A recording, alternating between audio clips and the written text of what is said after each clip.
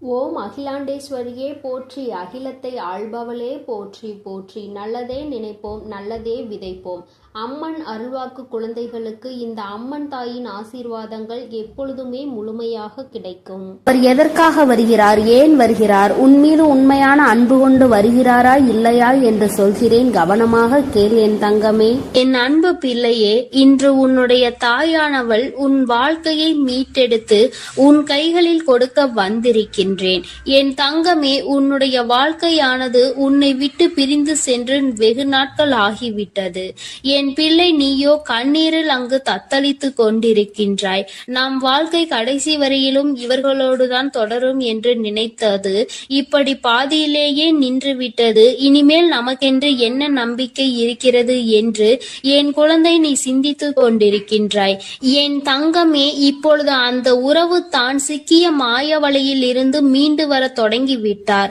என் குழந்தையே, உன் வாழ்க்கையை மீட்டெடுத்து அங்கு உன் கைகளில் நான் ஒப்படைப்பதற்காக இப்பொழுது வந்திருக்கின்றேன். என் குழந்தைக்கு மனதிற்கு சந்தோஷத்தை கொடுக்க வேண்டும் என்றுதான் உன் அம்மா நானும் ஆசைப்பட்டு இப்பொழுது வந்திருக்கின்றேன். நான் சொல்கின்ற விஷயங்களை கேட்டுவிட்ட பிறகு இதை நீ எப்படி எடுத்துக்கொள்ள வேண்டும், என்ன முடிவு எடுக்க வேண்டும் என்று நீயே சிந்தித்து ஒரு முடிவினை எடுக்க வேண்டும். என் தங்கமே, யாரும் எந்த விஷயத்தையும் உனக்கு சொல்லி புரிய வைக்க வேண்டிய அவசியம் கிடையாது. இந்த வாழ்க்கை உனக்கு இத்தனை நாட்களும் கற்றுக் கொடுத்த பாடங்களில் இருந்து எத்தனையோ அனுபவங்களை தெரிந்து கொண்டு விட்டாய். நிச்சயமாக நீ தெரிந்து கொண்ட ஒவ்வொரு விஷயங்களும் உன்னை எந்த அளவிற்கு பக்குவப்படுத்தி இருக்கிறது என்று ஒரு முறை நீ சிந்தித்தால் அம்மா சொல்கின்ற விஷயங்கள் எல்லாமே உனக்கு தெளிவாக புரியும். என் தங்கமே, உன் வாழ்க்கையை பற்றிய பயம் உனக்கு அதிகமாக இருந்து கொண்டிருக்கிறது. ஒருவரை சார்ந்து வாழ்ந்ததனால்தான் இன்று அந்த உறவு உன்னை விட்டு பிரிந்து செல்லும் பொழுது உன்னால் அதனை ஏற்றுக்கொள்ளவும் முடியவில்லை. தனியாக நின்று இந்த வாழ்க்கையை உன்னால் சமாளிக்கவும் முடியவில்லை. பிரச்சனைகள் தொடர்ந்து வந்து கொண்டே இருப்பதால் இந்த வாழ்க்கையில் என் பிள்ளை நீ தவித்து நின்று கொண்டிருக்கின்றாய். உன்னுடைய தவிப்பு அடங்குவதற்கு முன்பாகவே இன்று இந்த தாயானவள் உனக்கான அந்த உறவை மீட்டு மீண்டும் உன்னிடத்தில் ஒப்படைக்க வந்திருக்கின்றேன். அதற்கான நல்ல வாக்கினை கொண்டு என் தங்கமே நான் வந்திருக்கின்றேன். அதனால் இந்த பதிவினை முழுமையாக கேள். என் தங்கமே, உன்னை விட்டு பிரிந்து சென்ற உறவு எங்கே சென்றது, அங்கே அவர்களுக்கு என்ன நேர்ந்தது என்பதையும் முழுமையாக நீ தெரிந்து கொள்ள வேண்டும். ஏனென்றால் இந்த வாழ்க்கையில் அவர்கள் கற்று தேர்ந்த சில விஷயங்களை நீ தெரிந்து கொள்ள வேண்டும் அல்லவா? ஒரு உறவு உன்னை இந்த அளவிற்கு காயப்படுத்தி உன்னை தத்தளிக்க விட்டு சென்றிருக்கிறது என்றால் இதனால் என்ன பலன் கிடைத்தது, என்ன லாபத்திற்காக அல்லது எந்த மன நிம்மதிக்காக அவர்கள் விட்டு சென்றார்கள் என்பதனை நீ தெரிந்து கொள்ள வேண்டும் அல்லவா? என் தங்கமே, இந்த சூழ்நிலையில் நிச்சயமாக என் குழந்தை நீ அதை தெரிந்து கொண்டால் உன்னுடைய மனதிற்கு நிச்சயமாக மிகப்பெரிய தெளிவு கிடைக்கும்.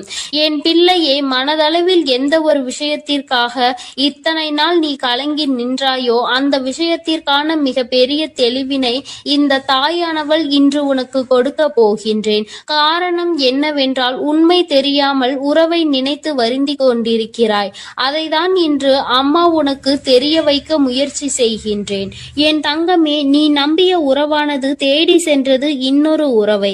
அது மட்டுமல்லாமல் அங்கே அவர்களுக்கு இதைவிட சந்தோஷமான வாழ்க்கை இருப்பதாக நினைத்து உன்னை விட்டு அங்கே சென்றிருக்கிறார்கள். அவர்களுக்கு அங்கே என்ன பலன் கிடைத்தது என்று கேட்பாயானால் அங்கே முதலில் நல்ல ராஜ வாழ்க்கை தான் அவர்களுக்கு கிடைத்தது. அந்த ராஜ வாழ்க்கையை சந்தோஷமாக வாழ்ந்து கொண்டிருக்கின்ற நேரத்தில்தான் அவர்கள் வாழ்க்கையில் விழுந்தது மிக பெரிய பிரச்சனை. யாரை நாடி சென்றார்களோ, உன்னை விட்டு எப்படி இன்னொரு உறவை நாடி சென்றார்களோ அதுபோல அவர்கள் நாடி சென்ற உறவு உன் உறவை விட்டு வேறொரு உறவை தேட ஆரம்பித்து விட்டது. வாழ்க்கையில் ஏமாற்றம் என்றால் என்ன, அவமானங்கள் என்றால் என்னவென்பதை தெரிந்து கொள்ள வேண்டும் அல்லவா? மிகவும் எளிதாக ஒருவருக்கு துரோகத்தை செய்து விட்டேன், அதனினுடைய பலனை அடையாமல் விட்டால் எப்படி? அந்த பலனை தான் அவர்கள் அடைவதற்கு இன்று தயாராகி இருக்கின்றார்கள். என் தங்கமே, இந்த வாழ்க்கை நிச்சயமாக அவர்களுக்கு பல கடினமான விஷயங்களை காண்பித்து கொடுத்து விட்டது. அவர்கள் செய்தது எத்தனை பெரிய தவறு என்பதை அவர்களுக்கு புரிய வைத்து விட்டது. புரிய வைத்ததோடு மட்டும் அல்லாமல் பல வேதனைகளிலும் சோதனைகளிலும் கிடந்து அதிலிருந்து மீண்டு வர முடியாமல் இப்பொழுது தவித்து மீண்டும் உன்னுடைய உறவே பெரியது என்று நினைக்க இவர் தொடங்கிவிட்டார். என் தங்கமே, ஒரு விஷயத்தை நீ தெளிவாக புரிந்து கொள்ள வேண்டும். இந்த தாயானவள் உன்னிடத்தில் ஒரு விஷயத்தை சொல்ல வருகிறேன் என்றால், அம்மா உடனடியாக எனக்கு எல்லாவற்றையும் செய்து கொடு, உடனே நான் சந்தோஷமாக வாழ வேண்டும் என்று நீ கண்மூடித்தனமாக சொல்லக்கூடாது. அவர் மாய வலையில் சிக்கி இருக்கிறார் என்றால் தன்னுடைய சொந்த புத்தி இல்லாமல் அங்கே எதுவும் நடக்கவில்லை. தன்னுடைய வாழ்க்கை, அதிலும் தன்னை நம்பிய ஒரு உறவு, தன்னை விட்டால் யாருமே அந்த உறவுக்கு இல்லை என்கின்ற நிலை, இந்த நிலை எல்லாம் உணர்ந்த பிறகும் கூட ஒருவருக்கு துரோகத்தை செய்ய முடிகிறது என்றால், இவர்கள் மீண்டும் உன்னை நாடி வந்து உன்னோடு இருக்கும் பொழுது வேறு ஒரு உறவை தேடினால் அதனால் தவறு யார் மேல் வரும் என்பதை ஒருமுறை நீ சிந்தித்து பார். உண்மையான அன்பிற்கு துரோகத்தை செய்ய நினைத்தவர்கள் நாளை எந்த விஷயத்தையும் உனக்கு செய்ய துணிவார்கள் என்பதை நீ மறந்து விடாதே. இவர்கள் நினைப்பதை நடத்துவதற்கான இடத்தை நீ கொடுக்க கூடாது. ஒரு முறை ஒரு தவறு உன் வாழ்க்கையில் நடந்து விட்டது. இதிலிருந்து மீண்டு வர முடியாமல் நீ தவித்து நின்று கொண்டிருக்கின்றாய். என் தங்கமே, அப்பேற்பட்ட சூழ்நிலையில் அதே உறவு மீண்டும் ஒன்றை சொன்னால் அதை நம்புவதற்கு நீ முட்டாளாக இருந்து விடாதே. மாய வலையில் இருந்து மீண்டும் பேசுவதற்கு அவர்களுக்கு சுயமாக வேறு காரணங்கள் வரத்தான் செய்யும். ஒருவர் வாழ்க்கையை கெடுத்து இன்னொருவருக்கு சந்தோஷத்தை கொடுக்க நினைக்கின்ற உறவுகள் தன்னுடைய சுயநலத்தை மட்டுமே முன்னெடுத்து வைக்கின்றார்கள். உறவுகள் ஒரு நாளும் வாழ்க்கையில் உனக்கு தேவை கிடையாது என்பதை முதலில் நீ புரிந்து கொள்.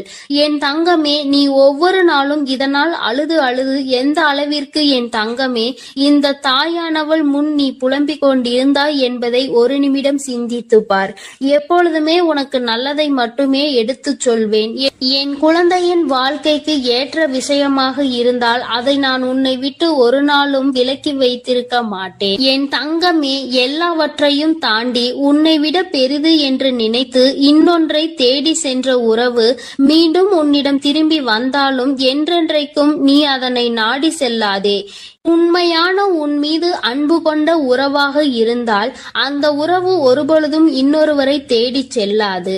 என் தங்கமே, இது பொய்யான உறவு என்பதை நீ புரிந்து கொள்ள வேண்டும்.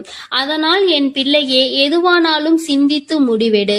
மீண்டும் ஒரு ஏமாற்றத்தை ஒருவேளை கொடுத்தால் அதை உன்னால் தாங்கிக் கொள்ள முடியும் என்று நீ நம்பினால் மட்டுமே இந்த வாழ்க்கையை நீ தேர்ந்தெடுக்கலாம். இல்லை, எனக்கு வேண்டாம், என்னால் முடியாது என்று நீ சொல்வாயானால் நிச்சயமாக நீ தப்பித்து கொள்ள வேண்டும் என்றுதான் அம்மா சொல்கின்றேன். என் குழந்தையே, வாழ்க்கையில் உண்மையான அன்பினை கொடுக்க எத்தனையோ பேர் இருக்கிறார்கள். பொய்யான அன்பிற்காக உன்னுடைய வாழ்க்கையை நீ தொலைத்துவிடக் கூடாது என்றுதான் அம்மா சொல்கின்றேன்.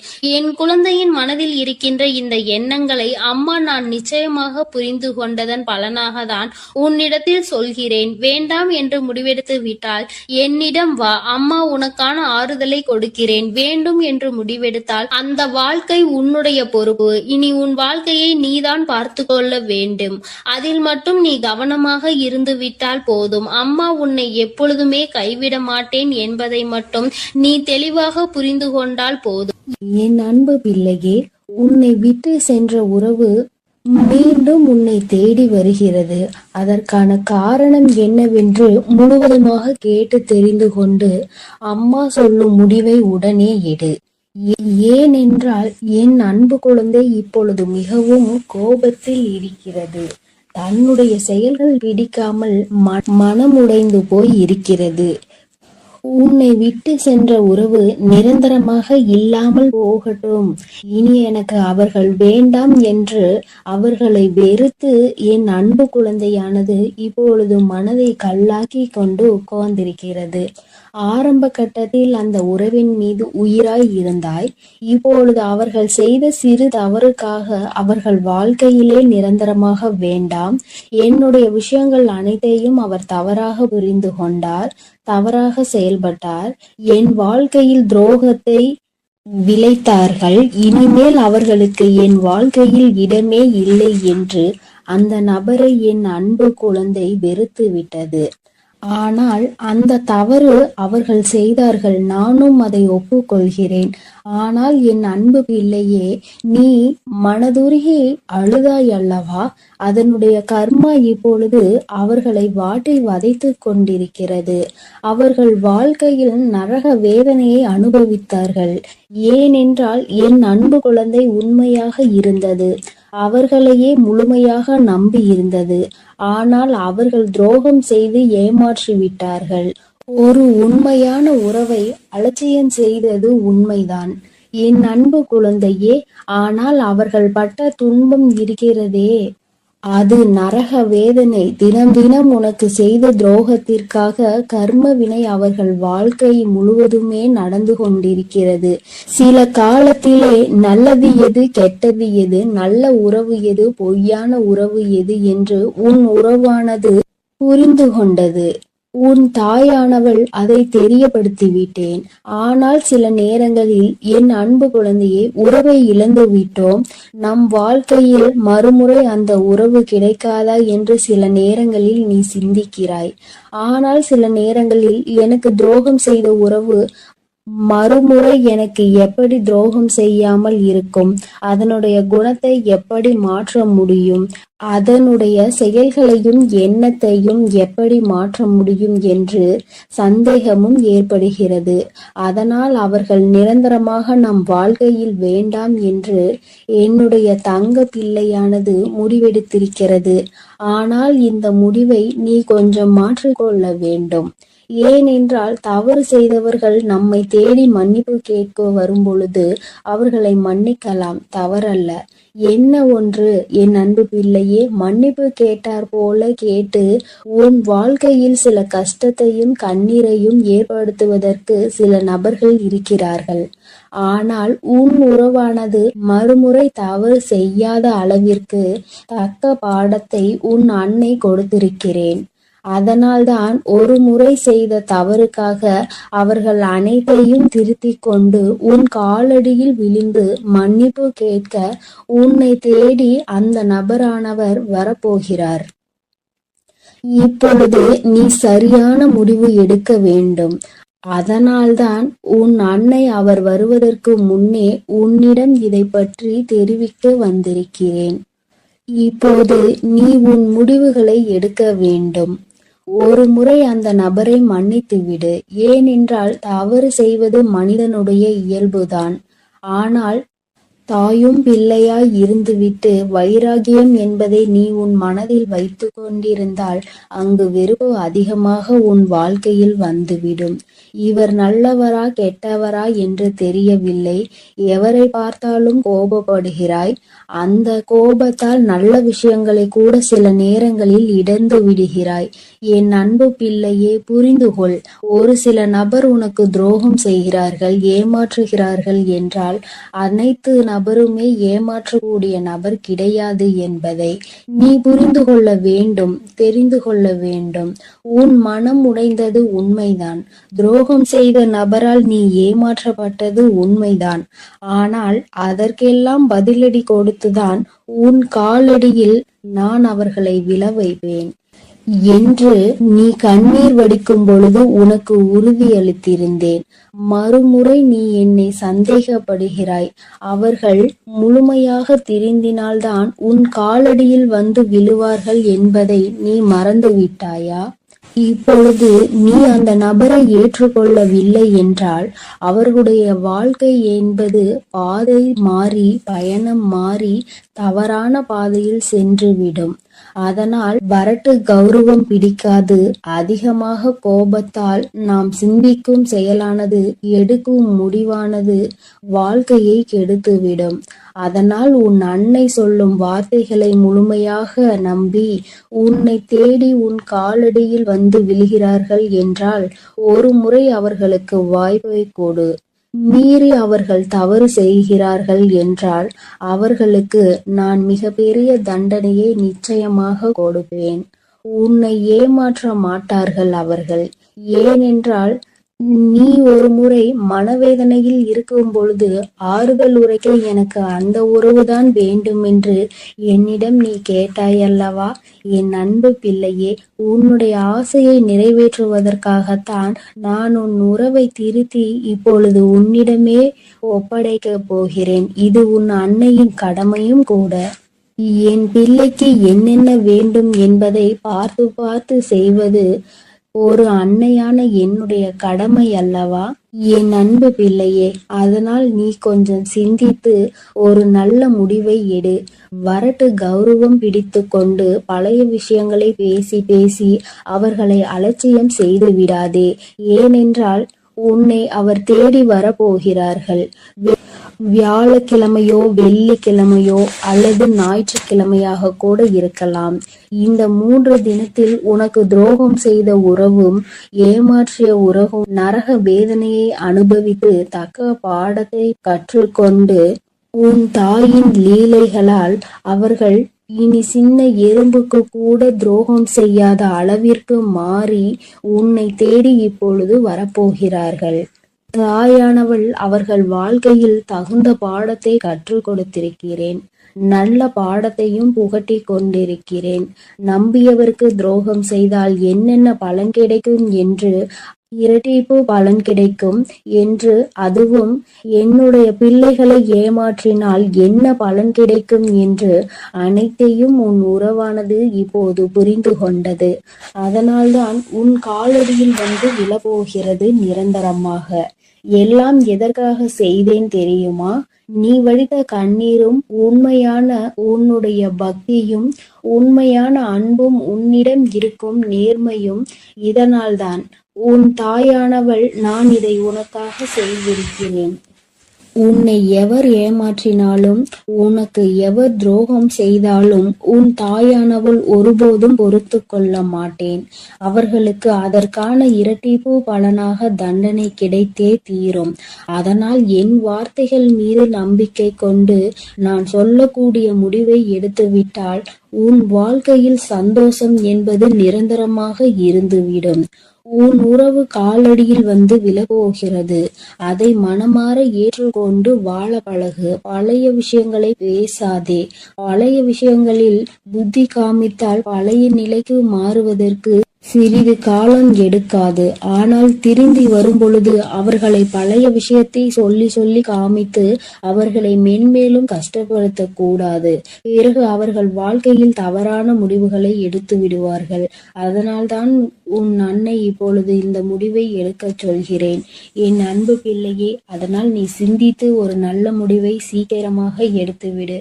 ஏனென்றால் அவர்கள் உனக்காகவே வந்து கொண்டிருக்கிறார்கள். அவர்கள் முழுமையாக தெரிந்து விட்டார்கள். உன் அன்னை சொல்கிறேன் அல்லவா, என் மீது நம்பிக்கை கொண்டு உன் வாழ்க்கையை நீ ஆரம்பி என் குழந்தையே. அதில் உன்னை எப்பொழுதும் நானே வழிநடத்தி செல்கிறேன். நான் உன்னோடு இருக்கிறேன். நான் உனக்காகவே இருக்கிறேன். நான் இருக்கும் பொழுது நீ எதற்காகவும் கவலை கொள்ள வேண்டாம் என் தங்கமே. நீ நல்லதையே நினை. உன் வாழ்வில் எப்பொழுதும் நான் உனக்கு நல்லதை மட்டுமே செய்து கொடுக்கிறேன். என் அன்பு பிள்ளையே, ஒரு முக்கியமான செய்தியை இன்று உன்னிடம் சொல்வதற்காக உன் வராகி அம்மா நான் வந்திருக்கிறேன். ஏனென்றால் நான் கண்ட காட்சி ஒன்று என்னை கண்கலங்க வைத்து விட்டது. அதை உன்னிடத்தில் சொல்லிவிட வேண்டும் என்றுதான் அம்மா வந்திருக்கிறேன். என்னை விட்டு பிரிந்து சென்ற உன்னுடைய துணையினுடைய இல்லத்திற்கு அம்மா சென்றிருந்தேன். பிரிவிற்கு காரணம் என்னவென்பது உன் பக்கம் ஒரு நியாயம் இருந்தாலும் அவர்கள் பக்கம் இருக்கின்ற நியாயத்தையும் தெரிந்து கொள்ள வேண்டும் அல்லவா? அது என்னவாக இருக்கும் என்று அறிந்து கொள்வதற்காக தான் உன் அம்மா நான் அங்கே சென்றிருந்தேன். அங்கு நான் கண்ட காட்சி என்னவென்பதையும் குழந்தையே நீயும் தெரிந்து கொள்ள வேண்டும் அல்லவா? அம்மா உன்னிடத்தில் அதனை சொல்லியே தீர வேண்டும் என்று வந்திருக்கிறேன். நான் சொல்கின்ற விஷயங்கள் உனக்கு நிச்சயமாக மன கஷ்டத்தை தான் கொடுக்க போகிறது. ஆனால் அதற்கான தீர்வும் இதில் முடிவில் உனக்கு கிடைக்க போகிறது. அதற்கு காரணம் என்ன தெரியுமா? நீ குழம்பிக் கொண்டிருக்கின்ற இந்த விஷயம் உனக்கு முதலில் தெளிவான பதிலை கொடுக்கும். அதன் பிறகு நல்லதொரு முடிவை கொடுக்கும்.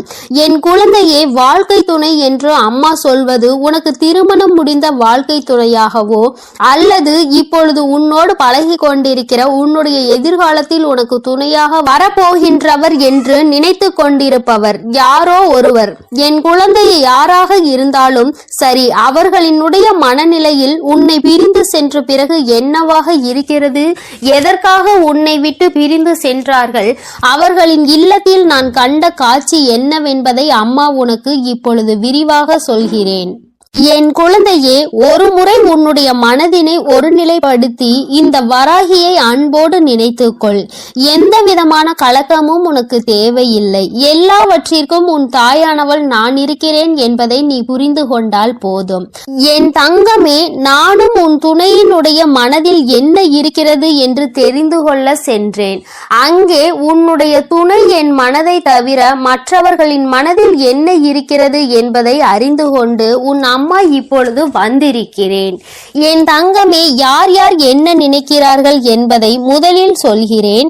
அதன் பிறகு ஏன் உன் துணை இப்படி ஒரு முடிவை எடுத்தது என்பதை நீ புரிந்து கொள்வாய். என் தங்கமே, உன்னுடைய துணையின் இல்லத்தில் இருக்கின்றவர்கள் உனக்கு எதிராக இருக்கிறார்கள். அவர்களின் மனதில் உன்னை பற்றிய தவறான எண்ணங்கள் இருக்கிறது. அதற்கு காரணம் நீ பேசிய சில வார்த்தைகள். நீ பேசியது நியாயமாகவே இருந்தாலும், உன் பக்கம் நியாயம் இருந்தாலும் அது அவர்கள் பக்கம் தவறாக தான் தெரிகின்றது. ஏனென்றால் எல்லோருமே தான் நினைப்பதுதான் சரி என்று நினைக்கிறார்கள் அல்லவா? அவர்களினுடைய எண்ணங்களும் அப்படிதான் இருந்து கொண்டிருக்கிறது. என் தங்கமே, அது மட்டும் அல்ல, அவர்களுக்குள் ஏற்பட்ட அந்த எதிர்மறையான எண்ணத்தை உன்னுடைய துணையின் மனதில் விதைத்து கொண்டிருக்கிறார்கள். அதிகமாக உன்னுடைய துணையின் மனதில் தேவையில்லாத விஷயங்களை கலந்து கொண்டிருக்கிறார்கள். உன்னுடைய துணையோ தவறாக உன்னை பற்றி நினைப்பதற்கு என்னென்ன வழிகள் இருக்கிறதோ அத்தனை வழிகளையும் அவர்கள் கொடுக்கும் பொழுது இவரும் அப்படி இல்லை என்று சொல்லாமல் அந்த விஷயத்தை காது கொடுத்து கேட்டுக்கொண்டிருக்கின்றார். என் தங்கமே, உன்னுடைய வாழ்க்கையில் இது போன்ற ஒரு விஷயம் நடக்கிறது என்னும் பொழுது என் குழந்தை அதை உன்னால் ஏற்றுக்கொள்ள முடியாது என்பது நான் நன்கு அறிந்த விஷயம்தான். ஆனால் இவையெல்லாம் நடக்கும் பொழுது உன்னுடைய துணை அமைதி காத்ததற்கு என்ன காரணம் என்பதையும் தெரிந்து கொள்ள வேண்டும் அல்லவா? எத்தனைதான் நீ அவருக்கு உயிராக இருந்தாலும் அவர்களினுடைய குடும்பம் என்று வரும்பொழுது அங்கே அவர்களினுடைய மனது சிறிதும் தடுமாற்றம் அடையத்தான் செய்கிறது.